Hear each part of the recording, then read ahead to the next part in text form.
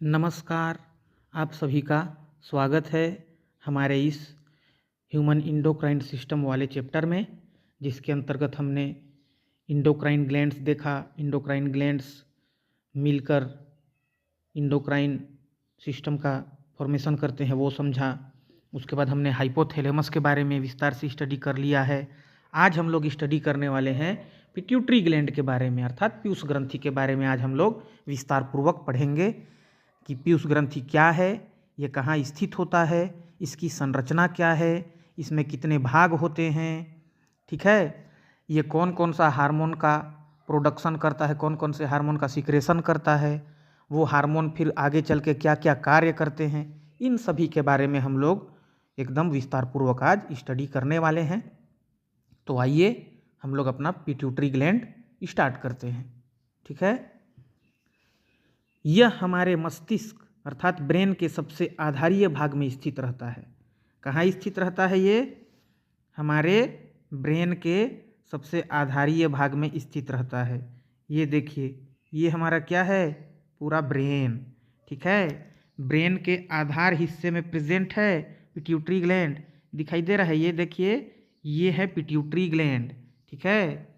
ये हमारे ब्रेन के सबसे आधारीय भाग में, मतलब बेसल पार्ट में पाया जाता है, अर्थात एकदम तल में पाया जाता है।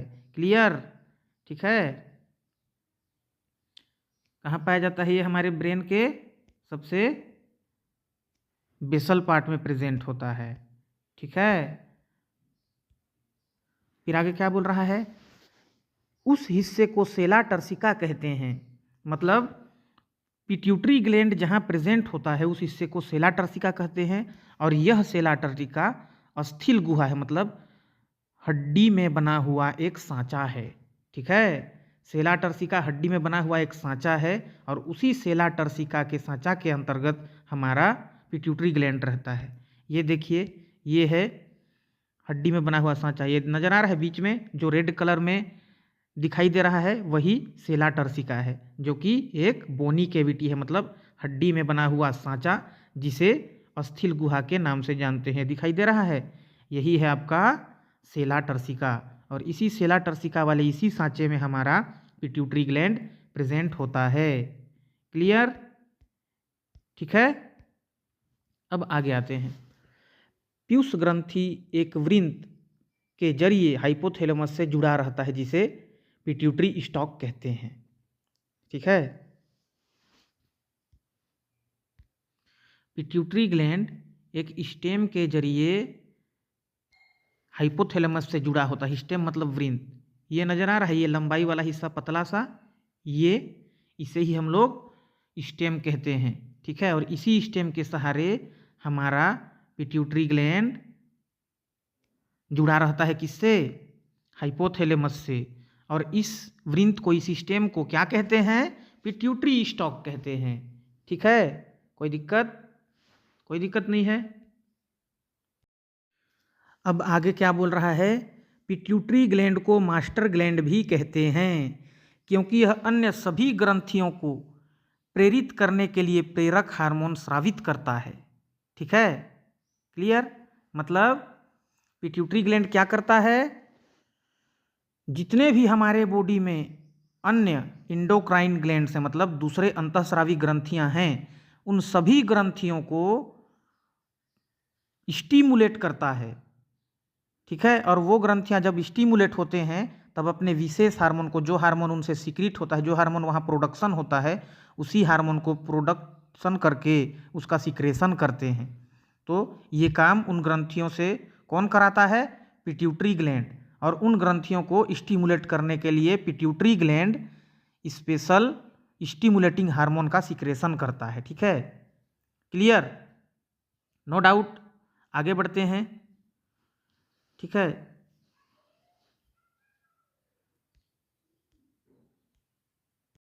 पीयूष ग्रंथि को मास्टर ग्रंथि के नाम से जानते हैं, क्योंकि पीयूष ग्रंथि स्टिमुलेटिंग हार्मोन सिक्रीट करके हमारे बॉडी के अन्य सभी इंडोक्राइन ग्लैंड्स को स्टिमुलेट करता है, ताकि वो अपना हार्मोन प्रोड्यूस कर सकें और अपने हार्मोन को सिक्रीट कर सकें, ठीक है। क्लियर? अब आगे बढ़ते हैं। देखिए आगे क्या बोल रहा है। पीयूष ग्रंथि मुख्यतः दो भागों में विभाजित रहता है। मतलब pituitary gland mainly divided of two parts. ठीक है, तो पहला पार्ट क्या है? पहला पार्ट क्या है? एडिनोहाइपोफाइसिस और दूसरा न्यूरोहाइपोफाइसिस। ठीक है, पिट्यूटरी ग्लैंड को कितने भागों में बांटा गया है? एडिनोहाइपोफाइसिस एंड न्यूरोहाइपोफाइसिस। ये देखिए यहाँ पे, ठीक है, दिखाई दे रहा है। ये है पूरा आपका पिट्यूटरी ग्लैंड यहाँ तक। ठीक है, पिट्यूटरी ग्लैंड इसे दो भागों में डिवाइड किया गया है। ये जो हल्का स्लाइटली ब्राउन कलर का नज़र आ रहा है, ये वाला पार्ट, इसे हम लोग एडिनोहाइपोफाइसिस के नाम से जानते हैं। और ये हल्का सा येलो नज़र आ रहा है, ये वाला पार्ट, इसे हम लोग न्यूरोहाइपोफाइसिस कहते हैं। क्लियर? यहाँ तक कोई डाउट, कोई दिक्कत?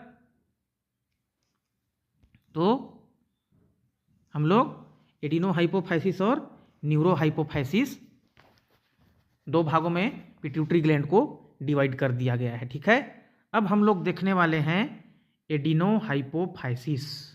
ठीक है, हम लोग एडिनोहाइपोफाइसिस के बारे में अभी स्टडी करने वाले हैं। क्लियर? एडिनोहाइपोफाइसिस ये रहा। ठीक है, तो आइए देखते हैं एडिनोहाइपोफाइसिस क्या बोल रहा है। यह दो भागों का बना होता है। मतलब एडिनोहाइपोफाइसिस भी दो भागों में बटा हुआ है। ठीक है, क्लियर? कौन कौन से?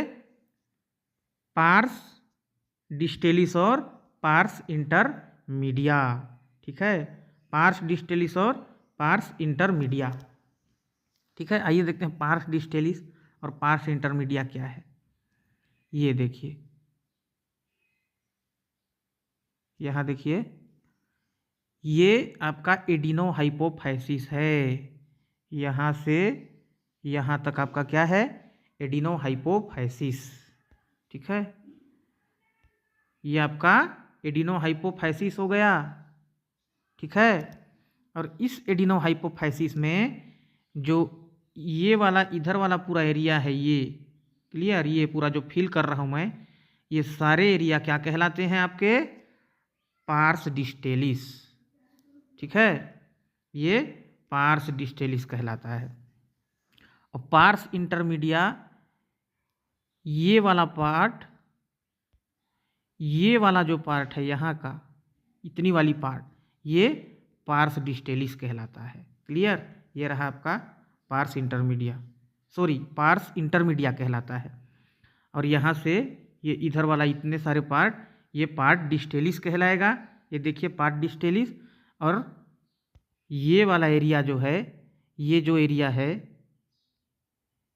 ये वाला एरिया, ये कहलाएगा आपका पार्स इंटरमीडिया। क्लियर? क्लियर हो गया? तो हम लोग अभी जानने वाले हैं पार्स डिस्टेलिस के बारे में। ये रहा पार्स डिस्टेलिस, इसके बारे में हम लोग स्टडी करेंगे। ठीक है, तो देखिए पार्स डिस्टेलिस क्या है।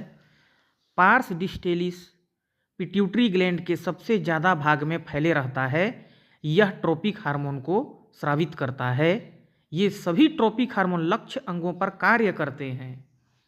जो हमारा पार्स डिस्टेलिस है वो पिट्यूटरी ग्लैंड के सबसे ज़्यादा हिस्से को घेर के रखता है।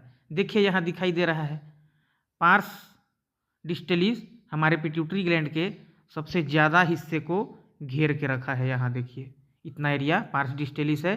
ये पूरे जो हमारे पिट्यूटरी ग्लैंड है उसके ज़्यादातर हिस्से को घेर के रखा है। ठीक है, क्लियर? फिर आगे क्या बोल रहा है, यह ट्रोपिक हार्मोन को स्रावित करता है। मतलब ट्रोपिक हार्मोन का सीक्रेशन पार्स डिस्टेलिस वाले पार्ट से होता है। ठीक है, ट्रोपिक हार्मोन क्या है आप सभी को बता दूं, ऐसे हार्मोन जो अन्य सभी अंतःस्रावी ग्रंथियों को हार्मोन का उत्पादन करने के लिए और हार्मोन का सीक्रेशन करने के लिए प्रेरित करता है, वो हार्मोन ट्रोपिक हार्मोन कहलाता है। ठीक है, क्लियर? ये सभी हार्मोन लक्ष्य अंगों पर कार्य करते हैं। मतलब ट्रोपिक हार्मोन उसी इंडोक्राइन ग्लैंड्स को स्टिमुलेट करेगा जिस ग्लैंड को स्टिमुलेट करने के लिए प्रेरित किया जाएगा और हार्मोन उत्पादन करने बोला जाएगा, उसी इंडोक्राइन ग्लैंड को ही ट्रोपिक हार्मोन टारगेट करता है। ठीक है, क्लियर। आगे क्या बोल रहा है, पार्स डिस्टेबलिस को ही अग्रपीयूष ग्रंथि के नाम से जाना जाता है। मतलब एंटेरियर पिट्यूटरी ग्लैंड किसे कहते हैं, तो एंटेरियर पिट्यूटरी ग्लैंड एडिनोहाइपोफाइसिस के पार्स डिस्टेलिस को कहते हैं। ठीक है, क्लियर, कोई डाउट नहीं। आगे क्या बोल रहा है, पार्स डिस्टेलिस मुख्यतः 6 हार्मोन को स्रावित करता है। ठीक है, पार्स डिस्टेलिस से कितने हार्मोन का सिक्रेशन होता है, 6 हार्मोन का सिक्रेशन होता है पार्स डिस्टेलिस से। तो आइए जानते हैं वो 6 हार्मोन कौन कौन से हैं। ठीक है, ग्रोथ हार्मोन मतलब सोमेटोट्रोपिक हार्मोन, यह हमारे यहाँ से सिक्रीट होता है, इंटीरियर पिट्यूटरी ग्लैंड से, अग्रपीयूष ग्रंथि से, मतलब पार्स डिस्टेलिस से। फिर प्रोलैक्टिन हार्मोन है, क्लियर, प्रोलैक्टिन। फिर थायराइड स्टिमुलेटिंग हार्मोन, ठीक है, थायराइड स्टिमुलेटिंग हार्मोन। फिर एड्रीनोकॉर्टिकोट्रोपिक हार्मोन, एलएच मतलब ल्यूटिनाइजिंग हार्मोन, एफएसएच मतलब फॉलिक्यूलर स्टिमुलेटिंग हार्मोन। इन सभी हार्मोनों का सिक्रेशन कहाँ से होता है, एंटेरियर पिट्यूटरी ग्लैंड से, अर्थात पार्स डिस्टेलिस से। ठीक है, पार्स डिस्टेलिस किस प्रकार के हार्मोन का सिक्रेशन करता है, पार्स डिस्टेलिस ट्रॉपिक हार्मोन का सिक्रेशन करता है। क्लियर, यहाँ तक किसी को कोई दिक्कत, कोई परेशानी, कोई प्रॉब्लम, किसी को कोई प्रॉब्लम नहीं है? तो फिर अब आगे बढ़ते हैं। अब आगे देखते हैं जिसके अंतर्गत है हम लोग का पार्स इंटरमीडिया। ठीक है, पार्स इंटरमीडिया के बारे में हम लोग स्टडी करने वाले हैं। ठीक है, पार्स इंटरमीडिया, तो क्या है पार्स इंटरमीडिया, देखिए, पार्स इंटरमीडिया पीयूष ग्रंथि का एक छोटा सा हिस्सा है जो पार्स डिस्टेलिस और पश्च पीयूष ग्रंथि मतलब पार्स नरोसा के बीच में स्थित होता है। ठीक है, पार्स इंटरमीडिया आप लोगों को दिखा दिया था मैं पिक्चर में, कौन सा स्थान को पार्स इंटरमीडिया बोलते हैं। तो देखिए ये वाला हिस्सा, ये जो छोटा सा हिस्सा नज़र आ रहा है यहाँ पर, सॉरी, यहाँ वाला जो हिस्सा है ये वाला, ठीक है, ये वाला हिस्सा, यहाँ वाला, ये क्या कहलाता है, पार्स इंटरमीडिया, जो कि पार्स डिस्टेलिस मतलब ये वाला एरिया पार्स डिस्टेलिस और पार्स नर्वोसा, ये पार्स नर्वोसा है। ठीक है, ये पार्स नर्वोसा है, ये वाला हिस्सा, मतलब न्यूरोहाइपोफाइसिस को पार्स नर्वोसा के नाम से जानते हैं। ठीक है, या फिर पश्च पीयूष ग्रंथि भी कहते हैं। न्यूरोहाइपोफाइसिस क्या कहलाता है, पश्च पीयूष ग्रंथि या पार्स नर्वोसा। ठीक है, तो क्या बोल रहा है, पार्स इंटरमीडिया पश्च पीयूष ग्रंथि और पार्स डिस्टेलिस के बीच में स्थित होता है। तो ये हो गया पार्स डिस्टेलिस, ये हो गया पार्स नरोसा मतलब न्यूरोहाइपोफाइसिस, उसके बीच में क्या प्रेजेंट है, आपका पार्स इंटरमीडिया। ठीक है, क्लियर।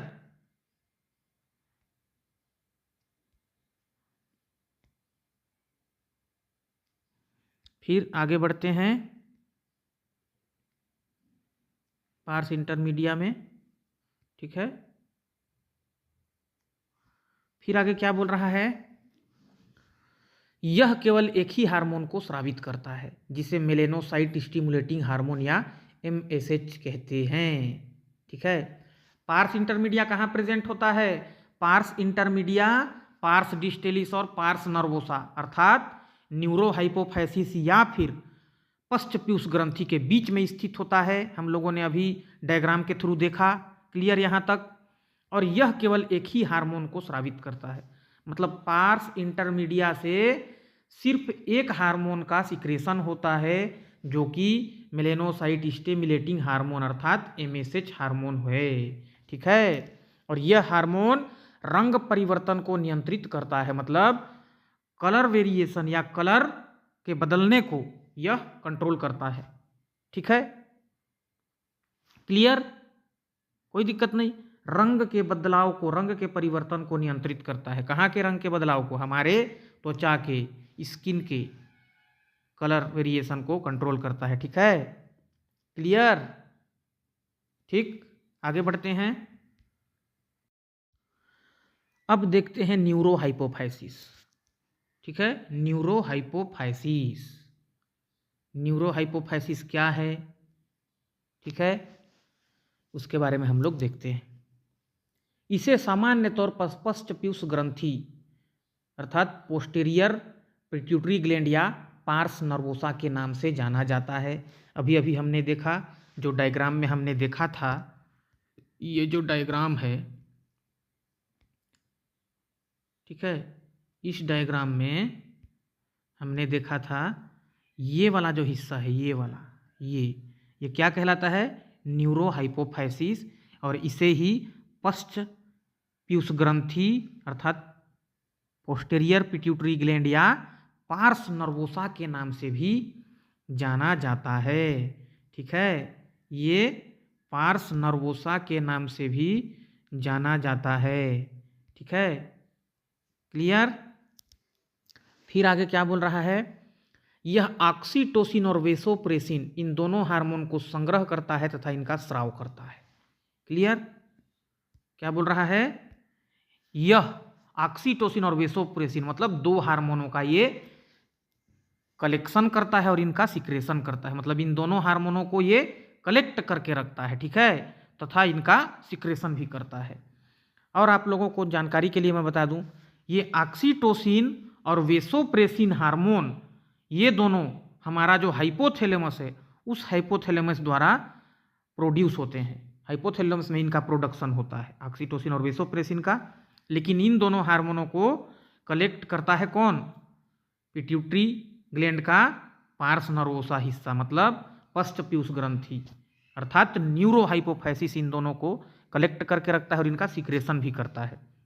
और ये दोनों हार्मोन हमारे हाइपोथैलेमस से जो एक्सोन है, न्यूरॉन्स के जो एक्सोन होते हैं, उस एक्सोन के थ्रू ये न्यूरोहाइपोफाइसिस में भेज दिए जाते हैं। क्लियर, कोई दिक्कत नहीं है। न्यूरोहाइपोफाइसिस क्या करता है? ऑक्सीटोसिन हार्मोन और वेसोप्रेसिन को संग्रह करके रखता है। ठीक है, उनको स्टोर करके रखता है और उनका सिक्रेशन भी करता है। लेकिन ये दोनों हार्मोन किसके द्वारा प्रोड्यूस किए जाते हैं? हाइपोथैलेमस के द्वारा। और हाइपोथैलेमस से ये एक्सोन के थ्रू पोस्टीरियर पिट्यूटरी ग्लैंड में भेज दिए जाते हैं। क्लियर, कोई दिक्कत नहीं है। आगे बढ़ते हैं अब। ठीक है,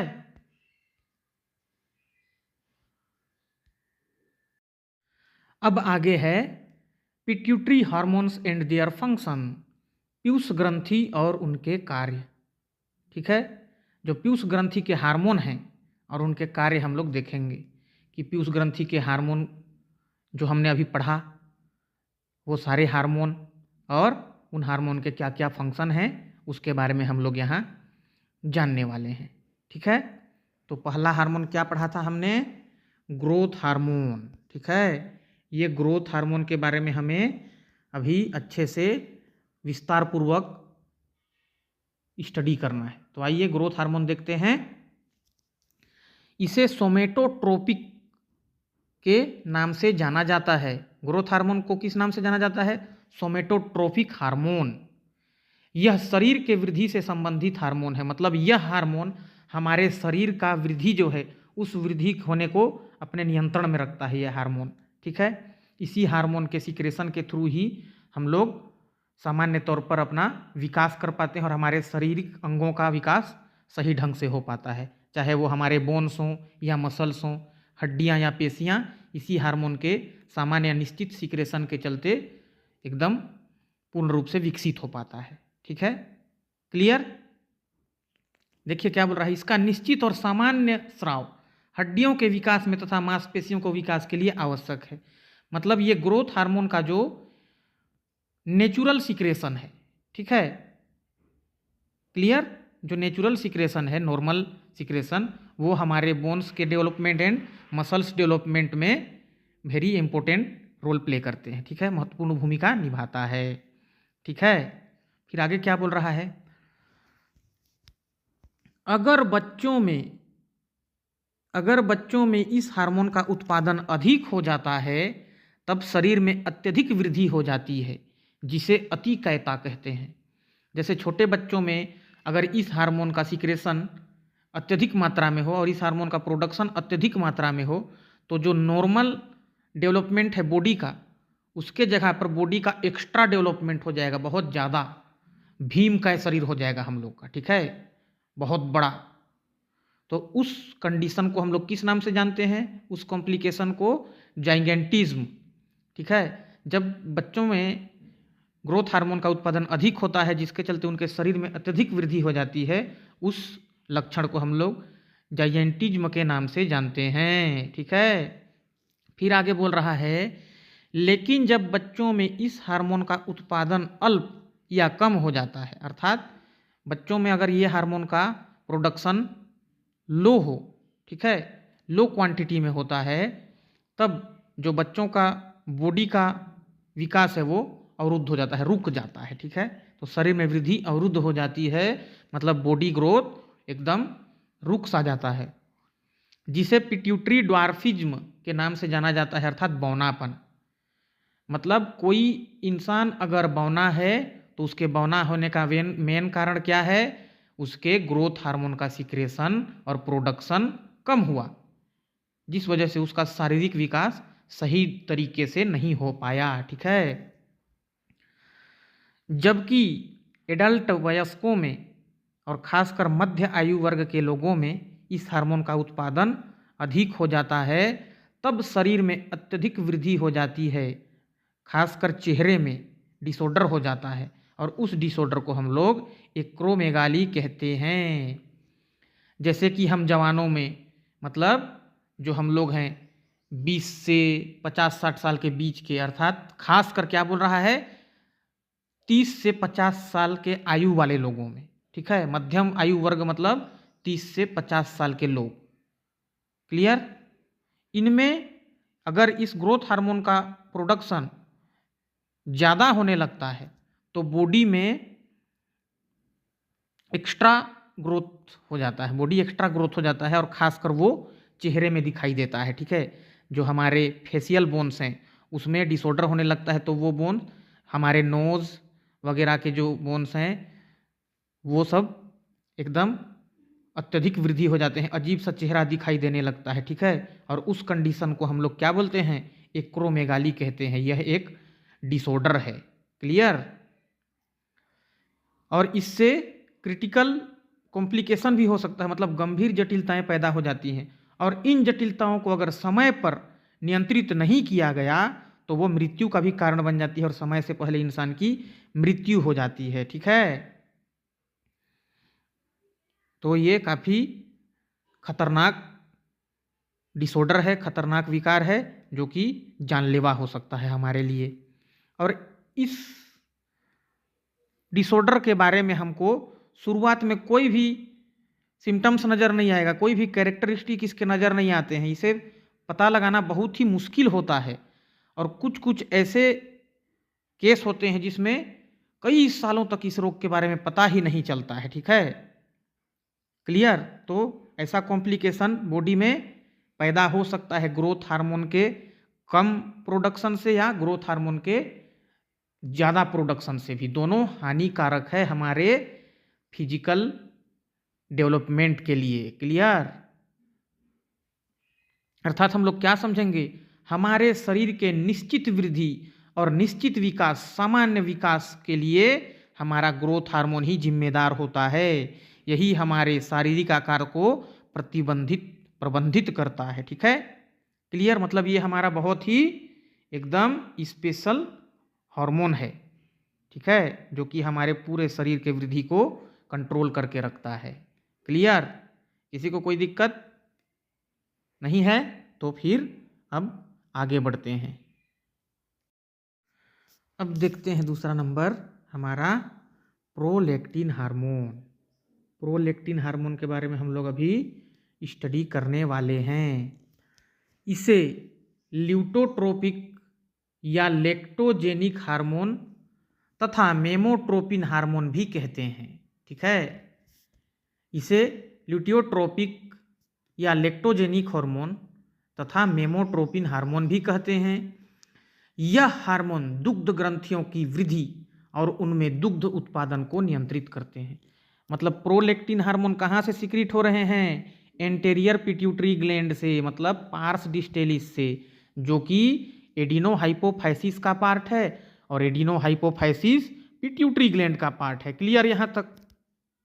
ये प्रोलेक्टिन हार्मोन क्या करता है? हमारे जो मेमरी ग्लैंड्स हैं, तो मेमरी ग्लैंड का ग्रोथ करता है। मतलब जो हमारे मेमरी ग्लैंड्स हैं, ब्रेस्ट, उन ब्रेस्ट का डेवलपमेंट करता है, मतलब उनको साइज में बढ़ा करता है। ठीक है, क्लियर? और हमारे मिल्क प्रोडक्शन को क्या करता है? कंट्रोल करता है। मतलब दूध का निर्माण किस हार्मोन के चलते होता है? महिलाओं में दूध का निर्माण प्रोलेक्टिन हार्मोन के चलते होता है, जो कि हमारा एडिनोहाइपोफाइसिस का पार्स डिस्टेलिस हिस्से से ये हार्मोन सिक्रीट होता है। ठीक है, clear? Prolactin hormone mammary glands को डेवलप्ड करता है, मतलब मेमरी ग्लैंड के साइज में ग्रोथ करता है और मिल्क प्रोडक्शन करता है। ठीक है, और फिर मेमरी ग्लैंड्स इन मिल्क को अपने पास स्टोर करके रखती है। Clear? Any doubt? No doubt? तो आगे बढ़ जाते हैं फिर तीसरा नंबर में। तीसरा नंबर क्या है? Thyrotropin hormone. ठीक है, TSH, thyroid stimulating hormone. Clear? तो तीसरे नंबर के बारे में स्टडी करते हैं। इसे थायराइड स्टिमुलेटिंग हार्मोन के नाम से जाना जाता है। क्यों जाना जाता है इसे थायराइड स्टिमुलेटिंग हार्मोन के नाम से? क्योंकि यह ऐसा हार्मोन है जो कि हमारे थायराइड ग्लैंड को स्टिमुलेट करता है, ताकि थायराइड ग्लैंड थायरोक्सिन हार्मोन का प्रोडक्शन और सिक्रेशन कर सके। क्लियर? थायरोट्रोपिन हार्मोन क्या करता है? हमारे थायराइड ग्लैंड को थायरोक्सिन हार्मोन को प्रोडक्शन करने और सिक्रेशन करने के लिए ये स्टिमुलेट करता है। क्लियर? Any doubt? तो बढ़ते हैं आगे। ACTH हार्मोन, मतलब कॉर्टिकोट्रोपिक हार्मोन होता है ये, जिसे एड्रीनोकॉर्टिकोट्रोपिक हार्मोन के नाम से जाना जाता है। यह हार्मोन जो हमारे एड्रीनल ग्लैंड होते हैं, एड्रीनल ग्लैंड सभी को पता है, जो हमारा किडनी होता है, दोनों किडनी के सुपेरियर पार्ट में, ठीक है, दोनों किडनी के सुपेरियर पार्ट में ये प्रेजेंट होते हैं। ठीक है, एड्रीनल ग्लैंड। तो इन एड्रीनल ग्लैंड को ये एड्रीनोकॉर्टिकोट्रोपिक हार्मोन स्टिमुलेट करता है, ताकि एड्रीनल ग्लैंड ग्लूकोकॉर्टिकॉइड्स नामक स्टेरॉइड हार्मोन को प्रोड्यूस कर सके और उनका सिक्रेशन कर सके। ठीक है, एड्रीनल ग्लैंड को कौन सा हार्मोन स्टिमुलेट करता है? एड्रीनोकॉर्टिकोट्रोपिक हार्मोन, ताकि एड्रीनल ग्लैंड ग्लूकोकॉर्टिकॉइड्स हार्मोन का प्रोडक्शन कर उसे सिक्रीट करे। क्लियर? ठीक है, अब आते हैं ल्यूटिनाइजिंग हार्मोन, LH। LH अर्थात ल्यूटिनाइजिंग हार्मोन। ल्यूटिनाइजिंग हार्मोन क्या है देखते हैं। यह एक गोनेडोट्रोपिन हार्मोन है। ठीक है, मतलब गोनेड ग्लैंड्स टेस्टिस के अंतर्गत आता है। टेस्टिस क्या है? गोनेड ग्लैंड्स, मतलब गोनेड ग्रंथि। तो ये क्या है? LH luteinizing hormone. यह एक प्रकार का गोनेडोट्रोपिन हार्मोन है। ठीक है, तो गोनेडोट्रोपिन हार्मोन किसे कहते हैं? ऐसे हार्मोन जो हमारे लैंगिक अंगों के कार्य, लैंगिक अंगों के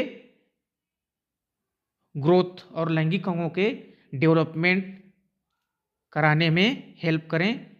ठीक है, या उनको ग्रोथ या डेवलपमेंट करने के लिए ये स्टिमुलेट करें, उसे ही गोनेडोट्रोपिन हार्मोन कहते हैं। ठीक है, तो देखिए LH हार्मोन के बारे में। यह एक प्रकार का गोनेडोट्रोपिन हार्मोन है। यह हार्मोन पुरुषों में एंड्रोजन नामक हार्मोन के उत्पादन और स्राव के लिए प्रेरित करता है। मतलब जो ल्यूटिनाइजिंग हार्मोन है यह हमारे एडिनोहाइपोफाइसिस से सीक्रेट होता है, जो कि हमारे शरीर में मतलब पुरुषों के शरीर में क्या करता है, एंड्रोजन हार्मोन का प्रोडक्शन करता है और उसका सीक्रेशन को भी करता है। ठीक है, क्लियर। और एंड्रोजन हार्मोन कहाँ बनते हैं, हमारे टेस्टिस में बनते हैं। ठीक है, तो टेस्टिस एक गोनेड ग्लैंड से मतलब लैंगिक ग्रंथि है। ठीक है, तो ल्यूटिनाइजिंग हार्मोन के क्या कार्य हैं हमारे मेल्स में, मेल में ये एंड्रोजन हार्मोन का प्रोडक्शन और सिक्रेशन को कंट्रोल करते हैं। ठीक है, जबकि फीमेल में यह हार्मोन ग्रेफियन फॉलिकल्स से ओव्यूलेशन को स्टिमुलेट करता है और ग्रेफियन फॉलिकल से कार्पस ल्यूटियम बनाता है। जो महिलाएं हैं उन महिलाओं में ल्यूटिनाइजिंग हार्मोन जो हमारे ग्रेफियन फॉलिकल्स मतलब पूर्ण विकसित पुटिकाएं हैं उन ग्रेफियन फॉलिकल से ये ओव्यूलेशन मतलब अंडोत्सर्ग को, जो ओवम को रिलीज कराने के लिए स्टिमुलेट करते हैं। ठीक है, रिलीज करने के लिए ये क्या करते हैं, स्टिमुलेट करते हैं। किसको, ग्रेफियन फॉलिकल्स को। और फिर जो ग्रेफियन फॉलिकल्स बचा हुआ जो ग्रेफियन फॉलिकल्स का पार्ट्स होता है उस पार्ट्स को ये क्या बना देते हैं, कार्पस ल्यूटियम में कन्वर्ट कर देते हैं। ठीक है, क्लियर। एलएच के बारे में पता चल गया।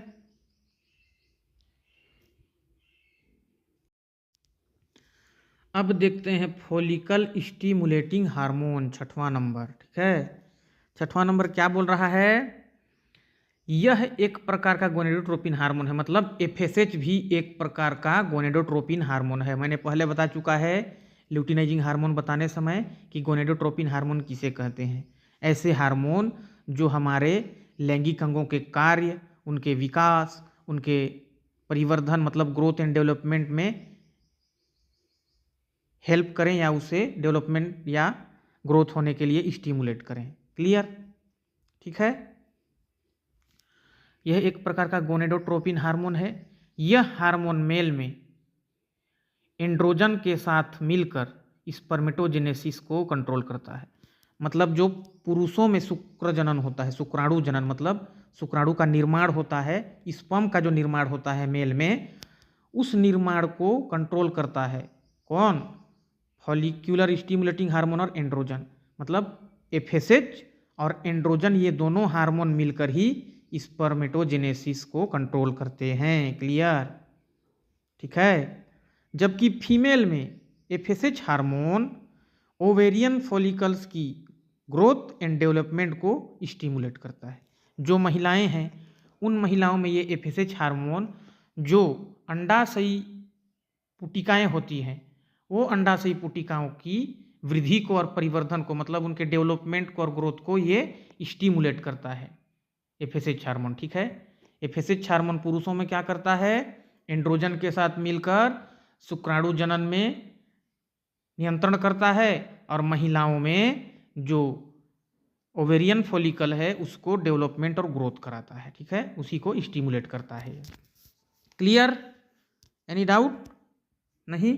तो आइए एमएसएच हार्मोन के बारे में अब जानते हैं। एमएसएच हार्मोन मतलब मेलेनोसाइट स्टिमुलेटिंग हार्मोन।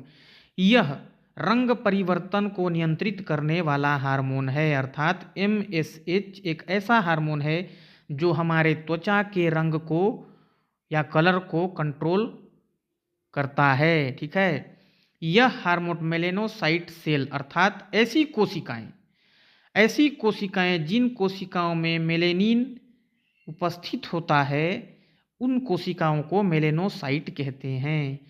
उन कोशिकाओं पर यह कार्य करता है। ठीक है, मेलेनिन पर कार्य करता है। ठीक है, मतलब melanocyte stimulating hormone melanocyte sales पर कार्य करता है तथा त्वचा की वर्णकता का नियमन करता है। मतलब हमारे जो स्किन है उसमें पिगमेंटेशन का रेगुलेशन करता है। मतलब हमारे त्वचा में जो पिगमेंट है उस पिगमेंट को रेगुलेट करता है ताकि उसी हिसाब से त्वचा ज़्यादा डार्क नज़र आता है या फिर ज़्यादा लाइट नज़र आता है। अगर मेलानोसाइट स्टिमुलेटिंग हार्मोन ज़्यादा सीक्रेट होता है तो त्वचा का रंग थोड़ा गहरा रहता है, और इसका सीक्रेशन कम हो तो त्वचा का रंग थोड़ा सा फीका या हल्का रहता है। ठीक है, क्लियर। इसी को ये हार्मोन कंट्रोल करके रखता है। ठीक है, और ये हार्मोन ज़्यादा सूर्य की रोशनी में हमारी त्वचा को गहरा रंग प्रदान करता है, ताकि हमारी त्वचा को पराबैंगनी किरणों से मतलब अल्ट्रा वायलेट रेज से बचाया जा सके।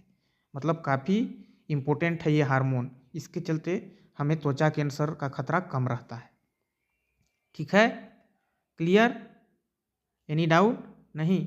और यह हार्मोन बालों और आँखों की वर्णता के उत्पादन में भी महत्वपूर्ण भूमिका निभाता है। मतलब जो हमारे बाल हैं, जो हमारे आईज हैं, उसमें कलर पिगमेंटेशन के जो प्रोडक्शन है उसको भी ये इम्पोर्टेंट रोल देता है। ठीक है, क्लियर। तो देखिए यहाँ नेक्स्ट हार्मोन के बारे में है 8वां नंबर ऑक्सीटोसिन। यह हार्मोन हमारे चिकनी पेशियों पर कार्य करता है। कौन सा हार्मोन? Oxytocin hormone. ठीक है, ऑक्सीटोसिन। यह हार्मोन हमारे चिकनी पेशियों पर कार्य करता है और उनके संकुचन को प्रेरित करता है।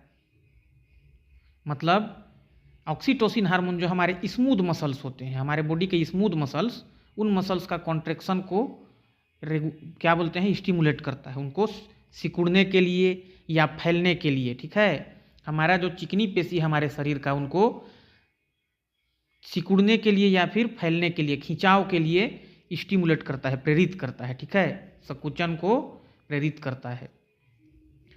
महिलाओं में यह हार्मोन प्रसव के समय गर्भाशयी पेशियों के संकुचन और दुग्ध ग्रंथियों से दूध के स्राव को प्रेरित करता है। ठीक है, जब किसी महिला का डिलीवरी होने वाला रहता है, ठीक है, मतलब बच्चा का पैदा होने वाला रहता है, बच्चा बेबी का बर्थ होने वाला रहता है, उस समय प्रसव के समय जो हमारे यूटेराइन मसल्स है, गर्भाशय के जो मसल्स हैं, उन मसल्स के कॉन्ट्रैक्शन में मतलब खिंचाव में, फैलाव में ये हार्मोन हेल्प करता है। ठीक है, और फिर और क्या करता है, जो हमारे मेमरी ग्लैंड्स हैं, उन मेमरी ग्लैंड से मिल्क सिक्रेशन को, मतलब दूध के स्राव को, दूध के निकलने को ये स्टिमुलेट करता है, प्रेरित करता है। ठीक है, मिल्क प्रोडक्शन कौन सा हार्मोन करता है? प्रोलैक्टिन, जो कि पिट्यूटरी ग्लैंड्स के पार्स डिस्टेलिस से निकलता है, और ये ऑक्सीटोसिन हार्मोन हाइपोथैलेमस द्वारा प्रोड्यूस किए जाते हैं। ठीक है, लेकिन ये न्यूरोहाइपोफाइसिस में स्टोर और सिक्रीट होते हैं वहाँ से। ठीक है, तो ये हार्मोन जो हमारे मेमरी ग्लैंड हैं, उन मेमरी ग्लैंड में हमारे जो मिल्क है वो स्टोर हैं, तो उस स्टोर मिल्क को वहाँ से बाहर रिलीज करने के लिए कौन प्रेरित करता है? Oxytocin hormone. मतलब ऑक्सीटोसिन हार्मोन दूध के स्राव को नियंत्रित करता है, दूध निकलने को, ताकि बच्चा आसानी से स्तनपान कर सके। ठीक है, मिल्क फीडिंग कर सके अच्छे से। क्लियर। फिर आगे क्या है, यह हार्मोन हमारे जनन प्रणाली और प्रेम युक्त व्यवहार में भूमिका निभाता है, इसलिए इसे लव हार्मोन कहा जाता है। ठीक है, क्योंकि यह सकारात्मक भावनाओं को बढ़ाता है। मतलब ऑक्सीटोसिन एक ऐसा हार्मोन है जो हमारे प्रजनन प्रणाली, मतलब रिप्रोडक्टिव सिस्टम, और हमारे रोमांटिक बिहेवियर में भी अपना रोल प्ले करता है। इसका जो हमें रोमांटिक फीलिंग आती है, प्रेम भावनाएं आती है, एक दूसरे से मिलने की इच्छाएं होती हैं। ठीक है, एक दूसरे के लिए लगाव, एक दूसरे के लिए सकारात्मक लगाव, मनोभावना, मन से इच्छा एक दूसरे से जुड़े रहने का, वो सब सारे क्रियाओं को कौन प्रेरित करता है? Oxytocin hormone. और इसी कारण से ही इस ऑक्सीटोसिन हार्मोन को लव हार्मोन अर्थात प्यार का हार्मोन के नाम से जाना जाता है, प्रेम हार्मोन के नाम से। ठीक है, क्योंकि यह एक दूसरे के प्रति लगाव को, और जो इमोशन हैं एक दूसरे के प्रति भावनाएं, उन भावनाओं को सकारात्मक बनाए रखता है। ठीक है, क्लियर। मतलब विपरीत लिंगों के प्रति आकर्षण होना और उनके प्रति भावनाओं को जगाने वाला हार्मोन कौन है? ऑक्सीटोसिन हार्मोन, ठीक है, इसीलिए इसे लव हार्मोन के नाम से जाना जाता है। फिर आगे क्या बोल रहा है, यह हार्मोन प्रसव के बाद रक्तस्राव को कम करता है। मतलब जो बच्चे का जन्म हो जाता है, डिलीवरी हो जाता है, तो डिलीवरी के बाद काफ़ी मात्रा में ब्लीडिंग होते रहता है, तो उस ब्लीडिंग के मात्रा को भी कम करता है ये हार्मोन, ऑक्सीटोसिन हार्मोन, ठीक है। ऑक्सीटोसिन सामाजिक जुड़ाव, संबंध बनाने और आपस में भावनात्मक लगाव को बनाए रखता है। आपस में एक दूसरे के साथ मिलने जुलने के लिए, प्रेम प्रसंग बनाने के लिए, प्रेम व्यवहार जताने के लिए और समाज में अपने आप को सकारात्मक तरीके से जुड़ाव बनाए रखने में भी ऑक्सीटोसिन हार्मोन काफ़ी हेल्प करता है। यह मन के डर को एंजाइटी को या फिर जो डिप्रेशन वगैरह वाली कंडीशन होती है उससे भी बाहर निकलने में काफ़ी हेल्पफुल रहता है ये हार्मोन, ठीक है। मतलब oxytocin is the love hormone and happy hormone, clear, ठीक है।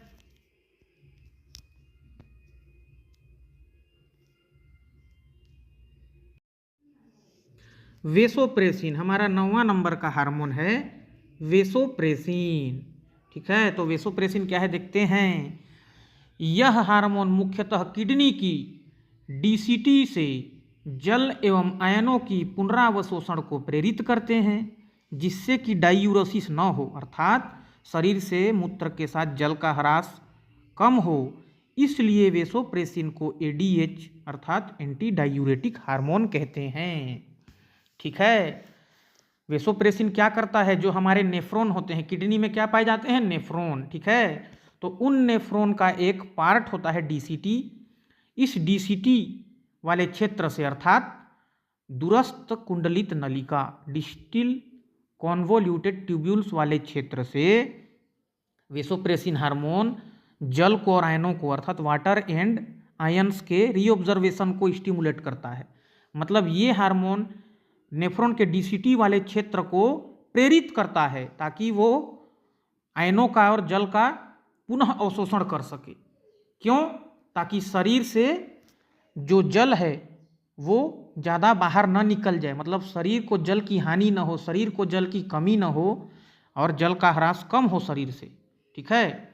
मतलब शरीर को डिहाइड्रेशन ना हो जाए, एकदम हाइड्रेट रहे बॉडी, ठीक है। नहीं तो फिर क्या कंडीशन हो जाता है, डायूरेसिस, मतलब कि शरीर में पानी की कमी हो जाती है। और जब हम लोग यूरिन सिक्रीट करते हैं, यूरिन उत्सर्जित करते हैं, तो हमें जलन की आभास होती है। हमारे जो पार्ट है हमारा, वहाँ पे हमें जलन की अनुभूति होती है, ठीक है। जलन सा होता है हमारे पेनिस में, ठीक है, डायूरेसिस हो जाता है। तो वेसोप्रेसिन हमारे शरीर से जल की कमी होने को रोकता है, मतलब शरीर से जल के ह्रास को रोकता है, जल की कमी होने नहीं देती है हमारे शरीर को वेसोप्रेसिन हार्मोन। और इसी कारण से ही वेसोप्रेसिन को हम लोग एंटी डायूरेटिक हार्मोन के नाम से जानते हैं, अर्थात प्रतिमूत्रल हार्मोन कहते हैं इसको, ठीक है। प्रतिमूत्रल हार्मोन मतलब मूत्र के साथ पानी की कमी को होने नहीं देता है, ठीक है, क्लियर। अगर वेसोप्रेसिन हार्मोन का सिक्रेशन ज़्यादा होता है तो फिर हमारा यूरिन काफ़ी गाढ़ा एक्सक्रीट होता है, और यदि वेसोप्रेसिन हार्मोन का सिक्रेशन बहुत कम होता है तो हम लोग बार बार यूरिन करते हैं, यूरिन एकदम फ्रिक्वेंटली होते रहता है, ठीक है, यूरिनेशन, और शरीर में पानी की कमी हो जाती है, क्लियर। तो वेसोप्रेसिन का नेचुरल सिक्रेशन, एकदम नॉर्मल सिक्रेशन, हमारे बॉडी को मेंटेन करके रखता है और बॉडी में वाटर बैलेंस को एकदम बना के रखता है, ठीक है। जल संतुलन बना के रखने वाला हार्मोन कौन सा है, वेसोप्रेसिन। और वेसोप्रेसिन क्या करता है, देखिए, यह हमारे ब्लड वेसल्स के विस्फारण में मददगार करता है। मतलब हमारा जो रक्त वाहिका है उसको ये थोड़ा सा विस्फारित करता है, ठीक है, वेसोकॉन्स्ट्रिक्शन करता है। मतलब हमारे रक्त वाहिकाओं को ये थोड़ा सा हल्का सा फैलाव या फिर क्या बोलते हैं, उसमें संकुंचन कराता है, ठीक है, जिससे कि ब्लड प्रेशर कंट्रोल में रहता है, ठीक है। क्लियर। अगर वेसोप्रेसिन का सीक्रेशन कम हो जाए तो ब्लड प्रेशर भी लो हो जाता है, और वेसोप्रेसिन का सीक्रेशन ज़्यादा हो तो ब्लड प्रेशर ज़्यादा बढ़ जाता है, और वेसोप्रेसिन का सीक्रेशन अगर सामान्य स्तर पर हो, नॉर्मल स्टेज पर, तो हमारा ब्लड प्रेशर भी निरंतर एकदम अच्छा और नॉर्मल बना रहेगा। क्लियर। और यह मूत्र उत्पादन को भी नियंत्रित करता है। क्लियर, सीधा सी बात है, जितना ज़्यादा इस हार्मोन का सीक्रेशन होगा मूत्र उतना ही गाढ़ा होगा, और जितना कम इस हार्मोन का सीक्रेशन होगा मूत्र बार बार हम लोग रिलीज करते रहेंगे। क्लियर। तो आज हम लोगों ने क्लियर किया पिट्यूटरी ग्लैंड्स, उसके हार्मोन और उनके हार्मोन के फंक्शन। ठीक है। कल हम लोग सारे के सारे जितने भी और बचे हुए इंडोक्राइन ग्लैंड्स हैं, अंतःस्रावी ग्रंथियां, उनके बारे में स्टडी करके इस चैप्टर को कंप्लीट करने वाले हैं कल। तो आज के लिए इतना ही। स्वस्थ रहो, मस्त रहो और खूब अच्छे से पढ़ाई करो। जय हिंद।